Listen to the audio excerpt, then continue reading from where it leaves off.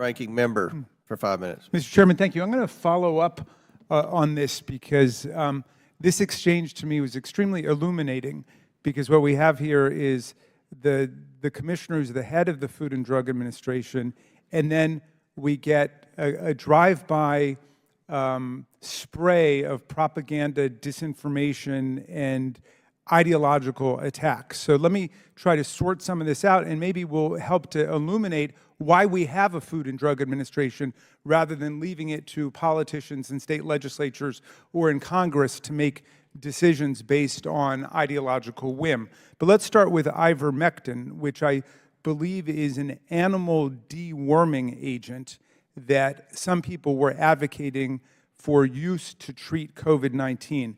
Has this been approved as a form of treatment or a cure for COVID-19? No, it has not, if I may. I should also point out, it also has benefit for humans with worms, which is a huge problem in Asia. So it actually won a Nobel Prize because it's an amazing drug both for animals and humans who have worms. And there was a good reason to think it may work in the case of COVID, and that's why, thankfully, the community, including the NIH, did a number of randomized clinical trials. There's just no benefit, and you know, that's true of most things that we try. There's nothing wrong with thinking it might work. It just didn't. Well, what about hydroxychloroquine, which was another thing that was advocated? Basically the same story. There was really exciting preliminary work in the laboratory that said hydroxychloroquine may have activity against COVID, so the randomized trials were done. Unfortunately, no benefit. Again, nothing wrong with thinking it may work and trying it out in a randomized trial, but then we have the data now, so that leads you to the conclusion. So we have not been able to grant an indication for those. I mean, I'm aware of a lot of political attacks and criticism against the FDA, but I can never figure out the coherence of it. Sometimes they seem to be saying, get out of the way and just let anybody advocate whatever they want and use whatever they want without any testing and without the various protocols you go through. And then other times they attack you because you don't have enough authority to do the things that we would want you to do in order to make kids' cinnamon applesauce clean, for example. So let's take that one, which has caught my eye since we certainly ate a lot of cinnamon applesauce in our house when our kids were little. Let's see. Your FDA-regulated products are manufactured or handled at something like 275 or 280,000 different registered facilities across the land. So what keeps you from inspecting every private manufacturing facility that produces things like cinnamon applesauce or peanut butter? Well, if I may, I'll try to do this very quickly. I think the best way to think about FDA in general is that we're referees. You all in Congress actually write the rule book, much like in any sport. It's the leadership that writes the rule book. We enact what's in the rule book. And in the case of food establishments, like most sports, the first line of defense are the players in the game, which are is the industry that produces the products. And by and large, they do a great job, but sometimes they don't. And as referees, we have to be really wise about where we step in because we don't have an unlimited budget. So what keeps us from inspecting all 275,000? You don't have to be a brilliant mathematician to know how many people you'd have to have. But what we can do, for example, in food for children, is to have the manufacturers be required to do the testing, which is the way the drug system works. The manufacturers of drugs have to test every batch. And in the case of cinnamon and applesauce, if there had been mandatory testing, when it got imported into the U.S. from Ecuador, the stores that were selling it probably would have picked it up at that point. And those kids ended up with lead poisoning, right? Right. Lead poisoning is a very serious problem, as you know, and it causes chronic issues. So you advocated mandatory testing. You would like us to give you that regulatory authority. Yes. And I do hope that's something that our colleagues on the Republican side of the aisle would join us in. In the case of infant formula shortages, Last Congress, we passed a bipartisan bill to help address those shortages, but nearly 200 House Republicans voted against a second bill to give FDA resources to strengthen its oversight and inspection of facilities to prevent shortages like that from happening. So we can't have it both ways. If we want an effective, strong regulator, we've got to give them the authority and the resources to get the job done. Thank you very much, Mr. Chairman. I yield back. Gentlemen. But the reason why folks on this side of the aisle have a hard time digesting that is because your curiosity on what violates the law only applies when it's politically convenient. To talk about Hunter Biden when it's pennies, when it's pennies compared to $2 billion from a foreign government. And I'm not saying that Jared Kushner violated the law, but what I am saying is that was probably negotiated before he left, a $2 billion deal. You announce it months after you leave, probably negotiated before. He never run a hedge fund before. We talk about Hunter Biden having no experience. He never had run a hedge fund before. He was put in charge of Middle East. The $2 billion is from the Middle East. He had no experience in the Middle East. But there's no curiosity because it's Jared and because he's Trump's son-in-law. And so coming to us and pleading with us about Hunter wouldn't sound so hypocritical if there was one of you, just one of you, that would look into the camera and speak into the microphone and say, you know what, that smells pretty bad. We should look into that as well. And I think, quite frankly, the American people would believe you more about your inquiry and about Hunter if they saw your curiosity into the Biden family with the same curiosity into the Trump family. And so that's why we are where we are. It's why the American people have no faith in this institution. And it's also why, quite frankly, you know, many members of your own party have gone in front of the camera and admitted the 118th Congress has done nothing. And so we're here. We would like to do oversight and apply the law and the rules universally. But when we talk about Trump or Jared Kushner, you all look down just to make sure Donald Trump doesn't see you on camera. You can't even look up and be interested that a foreign government, months after someone who actually worked in the White House, Hunter Biden never worked in the White House, months after someone worked in the White House and was in charge of that very region, got $2 billion. Thank you, Mr. Chairman. Would the gentleman yield? Sure, yes, I would. With great respect, your allegations have absolutely nothing to do with what this committee is investigating. And you're not curious about it, though? Well, it has absolutely nothing to do with anything that we're investigating. But don't we get to decide? There are questions. Okay, sorry. Well, I don't want to use up the time, but I made my point. I yield back. Thank you, Mr. Chairman. And I just want to respond to my friend from Florida, gentlelady from California.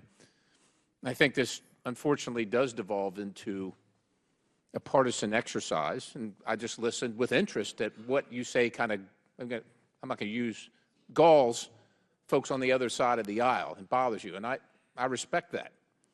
So I want to let you know what galls or what troubles us on this side of the aisle based on all the claims that you have made, because many of us, I was one of them, sat in a skiff week after week, day after day. For an impeachment, one of the members of this committee, now, as a staff member then, a staff attorney then, knew there were lies being told to compel the impeachment, to back up the impeachment, to reinforce the impeachment. Lies. Abject, straight-up lies. Not to mention the fact that for years, the other side of the aisle pursued the then duly elected President of the United States based on pure hyperbole about some Russian hoax that has now turned into, it's the same old story from the 1930s in Germany and the 1940s. If you tell a lie enough times it becomes the truth. We sat and watched you dismantle the country and the presidency and any agenda that the American people have voted for based on that. And to date, to this minute, to this moment, I don't think one of you have ever, to use your phraseology, the kind gentleman from Florida, stood in front of a camera and said, you know, that was pretty bad. Holy smokes, I can't believe we did that. And now, with the benefit of hindsight, we look back, and I look back, and I say, how could we have ever done that? How did we ever mislead the American people? How could we have lied? How can we make up for that? How can we recover the lost time? How can we recover the lost reputations? No interest whatsoever. None whatsoever. And again, this isn't about looking back at the past. This markup, this is a markup. This is not a hearing. This markup is strictly and specifically about the actions chosen by Hunter Biden. And I said again, and I'll say it, I said before and I'll say it again, I don't think this committee has any interest in prosecuting or pursuing Hunter Biden. He did this to himself. He made this choice. We all make decisions, and there are consequences to the decisions. He did that. Our duty is to say, is this a breach in the law? Is it a breach? Yes or no? Clearly, he can come to Congress. He sat in this very room today. He was on the grounds the day that he was supposed to appear. So clearly, he can come. He's chosen not to. If we're going to let everybody, look, Secretary Clinton got away with it, right? She was allowed to be deposed, not under oath, in her deposition on a Saturday.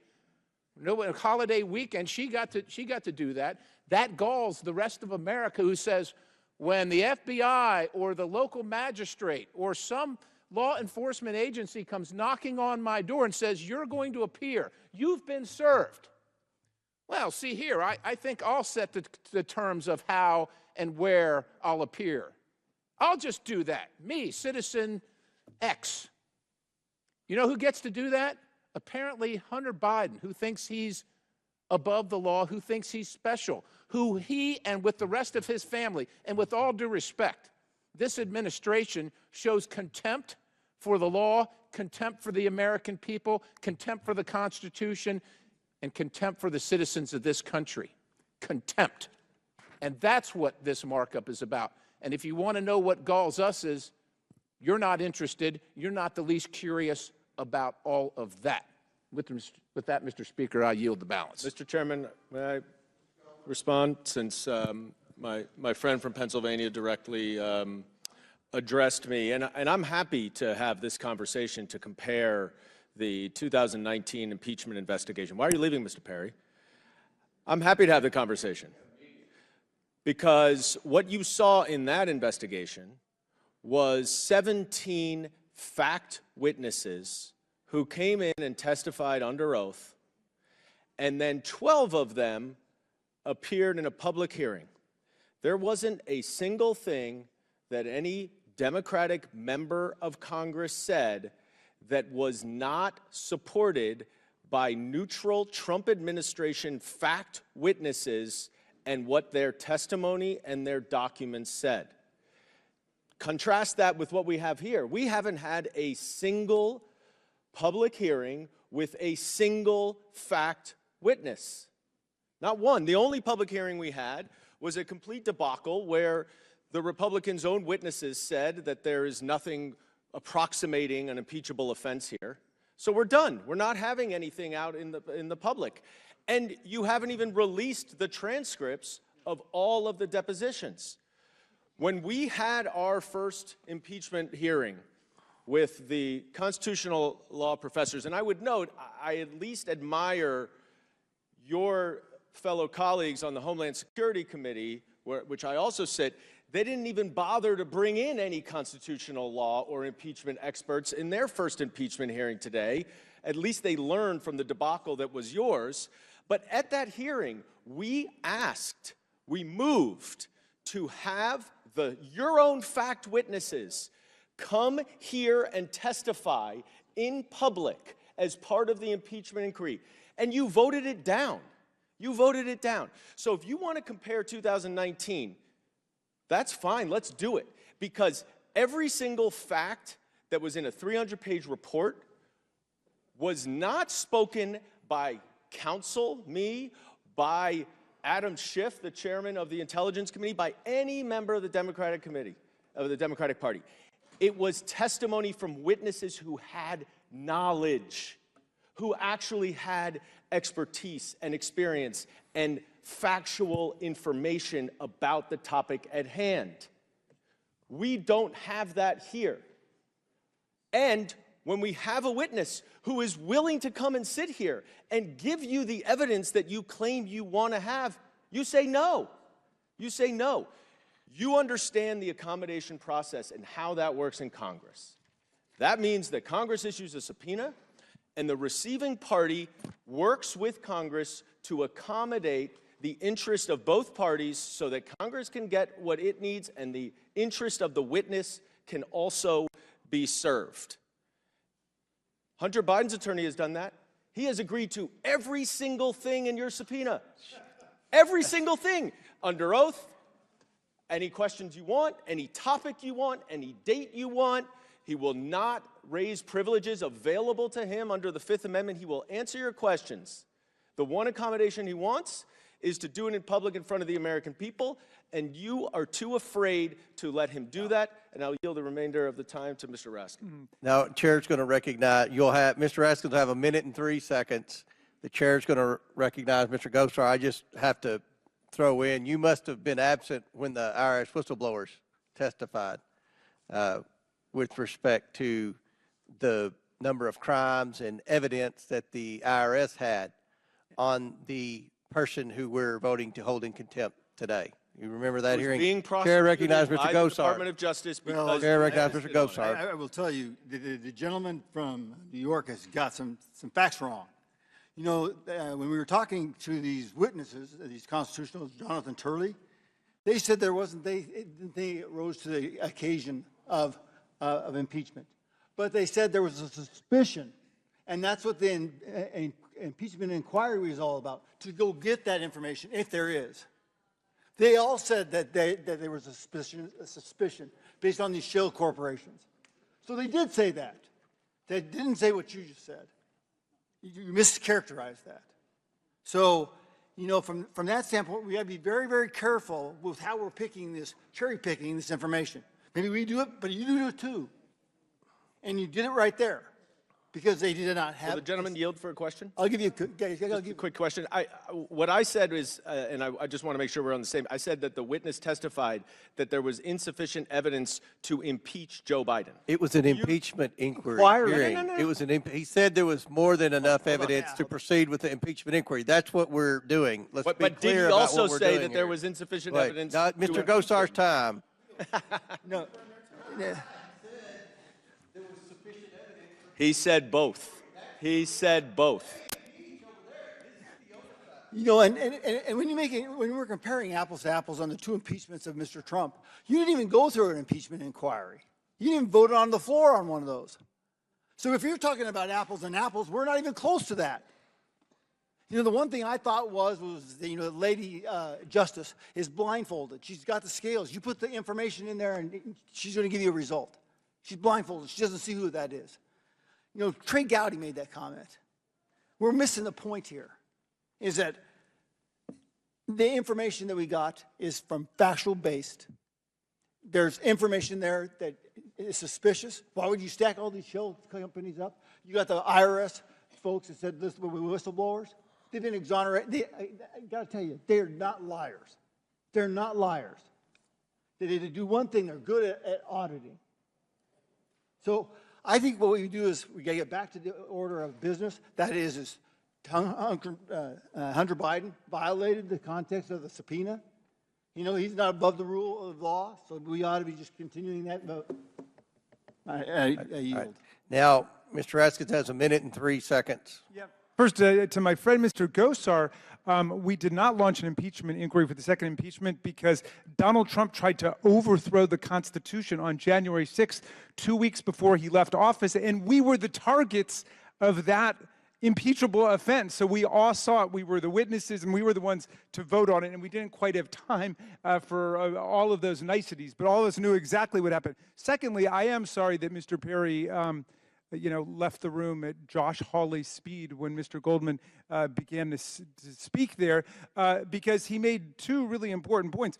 One was, he said that if you get a subpoena, you comply with the subpoena, you answer it. Yes, I would like to tell him, Mr. Perry, you comply with your subpoena, but no, he decided to arrogate the law to himself and to claim that the January 6th committee was invalid, it was illegal, it was unconstitutional, all claims that were rejected by federal courts. They do not have a single case authority for that at all, and yet he's going to now lecture other people about complying with subpoena. I mean, he should, I think, delegate some of his time to some other members to speak on that. It's a little uncomfortable there. And finally, I'm sorry? The gentleman. Yes, I will yield. Yes, go ahead. Will allude to good process builds good policy, builds good politics. Would you agree? Yes, I totally agree. You don't skip, in the severity of impeachment, you never skip that process. But you did. Donald Trump was already arguing that he couldn't be tried because it was too late at that point. Okay. He was already arguing All right. that. Your all's 10 minutes has expired. Mr. Fallon, I think we have a minute and a half. Thank you, Mr. Chairman. You know, what this has devolved into is deny, deny, deny, counter accuse. It's an old adage, and it's unfortunate because, again, and we've been talking about this now 5, 6, 10 times, the difference between a private deposition is hundreds of hours can be expended, and you can really drill down, and you can have accountability. You can get an in-depth interview, and then at that point, after we've all read that, we can come here and each of us can get our 5 minutes. This is a very big difference, and it's a distinction that needs to be, again, reiterated and refuting some of the Democratic arguments. And then I read this actual amendment, and I see this footnote number 17, this amendment where the author says, Chairman Comer has also dishonestly and repeatedly suggested that the then Vice President Biden had the prosecutor of Ukraine fired as a part of a bribery scheme. Where's the proof? And then you read the footnotes, and there are opinion pieces. The fact is that according to the FBI, the informant, the human source, was very reliable. They paid him over $100,000, and they've been working with him for almost 10 years. Did Victor Shokin, the prosecutor, get fired? Yes. Who was advocating for that? Joe Biden was advocating for that. Mykola Zlochevsky, the corrupt oligarch who was the CEO of Burisma, paid his son millions of dollars. And Victor Shokin, the prosecutor, had seized land, a few homes, and a Rolls Royce from Zlochevsky. So he was apparently doing his job. And even when he was fired, the president of Ukraine, on the call to Joe Biden, said, we thought he was doing a good job, but you wanted him fired, so he's gone. Biden bragged about that. These are all facts. So I'm going to vote against the amendment because the amendment is factually incorrect. And I yield back. Time has expired for both sides. The question is on the Frost Amendment. All those in favor of the Frost Amendment signify by saying aye. Aye. All those opposed signify by saying no. No. In the opinion of the chair, the noes have it, and the amendment is not agreed to. Recorded vote, please. A recorded vote is ordered as previously announced. Further proceedings on the question will be postponed. Mr. Chairman. Does any member wish to be recognized? Ms. Stansbury? Yes, thank you, Mr. Chairman. I have an amendment at the desk.